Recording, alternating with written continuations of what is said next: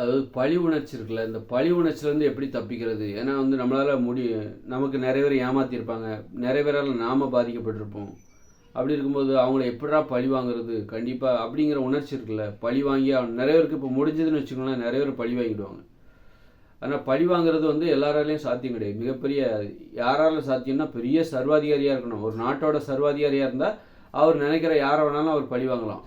ஆனால் ஆனாலும் அதுக்கு ஒரு கட்டுப்பாடு இருக்குது. ஒரு நாட்டோட தலைவர் சர்வாதிகாரியாக இருக்குன்னு வச்சுக்கோங்க, அவருக்கு வந்து இன்னொரு நாட்டோட தலைவர் மேலே ஒரு கோபம் இருக்குன்னா அவரால் முடியுமா? அப்போ இந்த பழி உணர்ச்சிக்கு எல்லையே கிடையாது, ஒரு அளவே கிடையாது. ஆனால் அந்த பழி உணர்ச்சி அதுக்கு தீர்வும் கிடையாது. நீங்கள் பழி வாங்கணும்னு நினச்சிங்கன்னா நீங்கள் எவ்வளோ பெரிய ஆளாக இருந்தாலும் நீங்கள் பழி வாங்கணும்னு நினைக்கிற எல்லாத்தையும் பழி வாங்கவே முடியாது. நீங்கள் இப்போ உதாரணத்துக்கு ஹிட்லர் இருக்கார், அவர் வந்து இன்னொரு நாட்டு தலைவரை வந்து பழி வாங்க முடியுமா? அவங்க நாட்டில் இருக்கிற மக்களை அவர் பழி வாங்கினார். ஆனால் அவருக்கு இன்னொரு நாட்டையும் பழி வாங்கணும், அவருக்கு ஒருவேளை வந்து அந்த காலத்தில் வாழ்ந்த லெனின் அந்த அவங்கெல்லாம் இருக்காங்களா, அவங்கள பழி வாங்கணும்னு நினைக்கலாம். அல்லது இன்னொரு நாட்டு பிரான்ஸ் நாட்டு தலைவரை பற்றி பழி வாங்கணும்னு நினைக்கலாம். அவரால் முடிஞ்சால் பண்ணிடுவார். ஏன்னா அவங்களாம் வேறு வேறு நாட்டில் இருக்காங்க, அதனால அவரால் பண்ண முடியல. அவங்க நாட்டுக்குள்ளே ஹிட்லர் வந்து அவ்வளோ நாசகரமான ஒரு ஆள். அவங்க நாட்டில் இருக்கிற மக்களை தான் அவரால் பழி வாங்கினார். இப்போ அவருக்கு ஒரு கோபம், பழி வாங்கினார். எல்லாரும் ஹிட்லர் ஆக முடியுமா? அல்லது ஹிட்லராக இருந்தால் கூட அவர் நினைக்கிற எல்லாத்தையும் பழி வாங்க முடியுமா? முடியாது. அப்போ பழி வாங்கினா தான் உனக்கு அமைதி கிடைக்கும். எதுக்காக ஹிட்லர் வந்து அந்த மாதிரி பழி வாங்குறாரு? அவருக்கு யார் மேலே கோவலாம் இருக்கோ அவங்களெல்லாம் கொல்றாரு. கொன்னா அவர் மனசு அமைதி அடையுது. அப்படின்னா அவருக்கு யார் மேலெல்லாம் கோபம் இருக்கோ அவங்க எல்லாத்தையும் கொன்னுட்டா அவருக்கு அமைதி கிடைச்சிருமா? எல்லாத்தையும் கொல்ல முடியுமா? முதல்ல எல்லாத்தையும் கொன்னாதான் நமக்கு அமைதி கிடைக்கும். ஒருத்தர் பழி உணர்ச்சிங்கிறது பார்த்தீங்கன்னா அது அமைதிக்காக தான். ஏன் வந்து நம்ம ஒருத்தரை ஏமாத்திட்டாரு, நமக்கு ஒரு பாதிப்பு ஏற்படுத்திட்டாரு, அவரை நான் பழி வாங்கணும், அப்போ தான் என் மனசு அமைதி அடையும் அப்படின்னு நினச்சிதான் மன அமைதிக்காக தான் பழி வாங்குறாங்க. அப்படின்னா நமக்கு யார் மேலெல்லாம் கோபம் இருக்கோ அவங்க எல்லாத்தையும் நம்மளால் பழி வாங்க முடியுமா? சொல்ல முடியாது.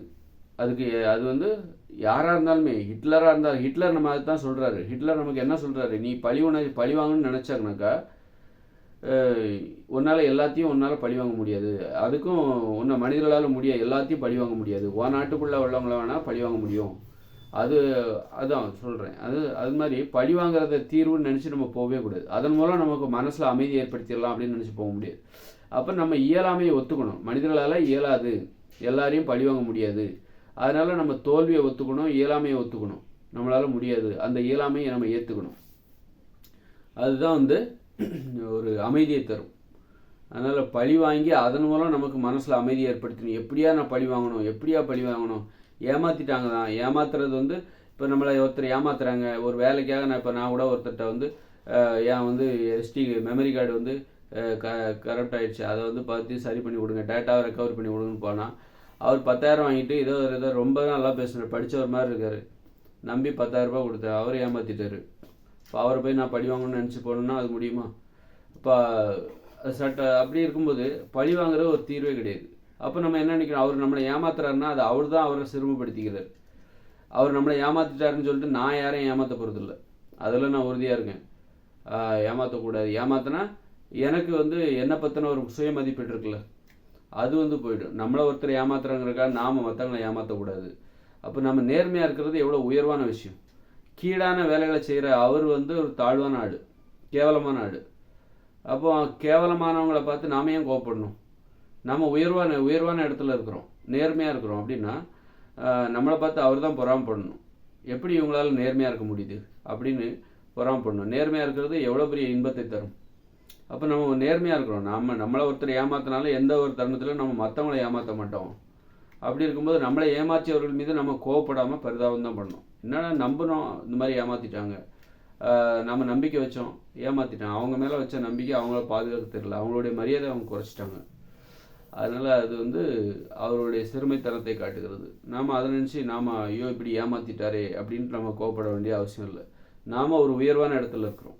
எந்த ஒரு சூழ்நிலையிலும் நாம் மற்றவங்களை ஏமாற்றக்கூடாது, எதற்காகவும் மற்றவங்களை ஏமாற்றக்கூடாது அப்படிங்கிற ஒரு உயர்வான இடத்துல நாம் இருக்கிறோம்.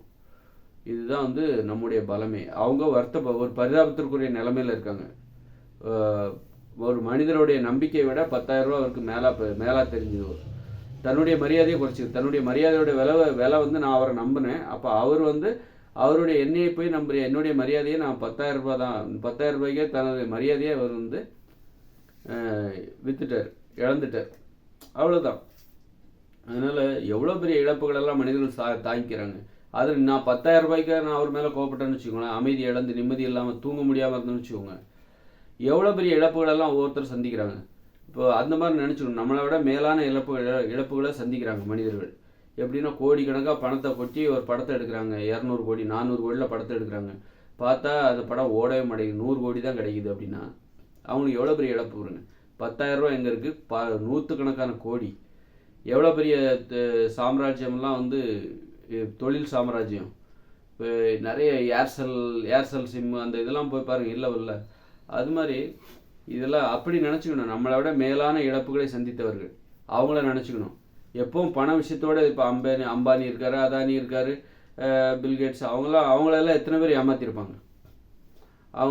அவங்களாம் ஒப்பந்தம் போட்டு ஏதோ ஒன்று பண்ணி போய் எத்தனை பேர் ஏமாற்றிருப்பாங்க. அவங்களும் பல பேரை ஏமாத்துறாங்களா இல்லையாங்கிற நமக்கு தெரியாது. அதனால் இழப்புகளை தாங்கி நம்ம போராடணும்.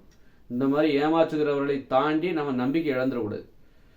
நம்ம எப்போ வந்து தடைப்பட்டு நிற்போம்னா, இந்த மாதிரி நம்மளை ஏமாத்துறவங்களை, நம்ம ஒரு இடத்துக்கு போயிட்டுருக்கோம், நம்மளை ஏமாத்துறாங்க பாருங்கள், அவங்க பக்கம் திரும்பும் போது தான், அவங்க பக்கம் போய் நம்ம சண்டை போடும்போது தான் நாம் வந்து நம்ம கவனம் திசை திருப்பப்படுது.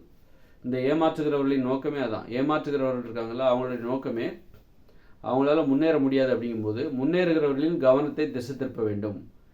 முன்னேறுகிறவர்களை இடையூறு செய்யணும்.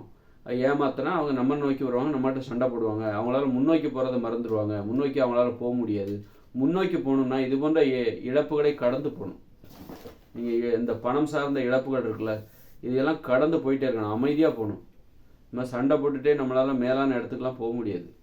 பழி வாங்குகிற உணர்ச்சியோடலாம் நீங்கள் மேலான இடத்துக்குலாம் போகவே முடியாது. ஆனால் அந்த மாதிரி ஆட்களை மன்னிச்சிட மட்டும் கூடாது. மன்னிச்சிட்டேன் நான் வந்து அந்த மாதிரிலாம் சொல்லாமல், ஒன்று என்னால் வந்து பழி வாங்க முடியாது, பழி வாங்க முடியாத நிலைமையில் நான் இருக்கேன், ஒரு இயலாமையை நான் ஏற்றுக்கொள்கிறேன் அப்படின்னு சொல்லிட்டு நம்ம அமைதியாக நம்ம முன்னோக்கி போகணும். எதிர்காலத்தில் இது போன்ற மனிதர்கள் எதிர்காலத்தில் இன்னும் நிறைய பேரை நம்ம பார்க்க வேண்டியிருக்கும். அங்கே நம்மளை பாதுகாத்துக்கணும். அங்கு நம்மை பாதுகாத்து கொள்வதற்கான ஒரு பயிற்சியை தான் இது போன்றவர்கள் நமக்கு கொடுக்கிறார்கள். நீங்கள் மேலே நோக்கி முன்னேறிக்கிட்டே போகிறீங்க, அப்போ உங்களை ஏமாத்துறவங்க நிறைய பேர் இருப்பாங்க, என்ன மாதிரி ஏமாத்துறவங்க நிறைய பேர் இருப்பாங்க, என்ன மாதிரி தான் இருப்பாங்க. அதனால் எதிர்காலத்தில் நீங்கள் இன்னும் உஷாராக இருங்க அப்படிங்கிற ஒரு விஷயத்தை கற்றுக் கொடுக்குற ஆள் தான். அதனால் பழி வாங்குவது என்பது ஒரு தீர்வே கிடையாது. பழி வாங்குறதுக்கு அதுக்குள்ள எல்லையே கிடையாது. அதனால் நமக்கு அமைதியை பாருங்க, நான் பழி வாங்கவே இல்லை, ஆனால் எனக்கு இப்போ அமைதி கிடச்சிருச்சு. என்ன ஒருத்தர் ஏமாத்துறாரு, அவரை நான் பழி வாங்கவே இல்லை, என்னால் முடியலை, பழி வாங்க முடியலை. அப்படி இருக்கும்போது ஆனால் நான் அமைதியாக தான் இருக்கிறேன். பழி வாங்கினாதான் எனக்கு அமைதி கிடைக்குமா அப்படின்னா இல்லை. அதே நேரத்தில் வந்து இது எல்லா விஷயத்துக்கும் பொருந்தாது. சில மோசமான பாதிப்புகளை சந்திப்பவர்கள் அதற்குரிய நீதியை பெறணும், கோர்ட்டுக்கு போகணும், கோர்ட்டுக்கு போனால் தான் அந்த மனசு அமைதி அடையும், அப்படிலாம் இருக்குது.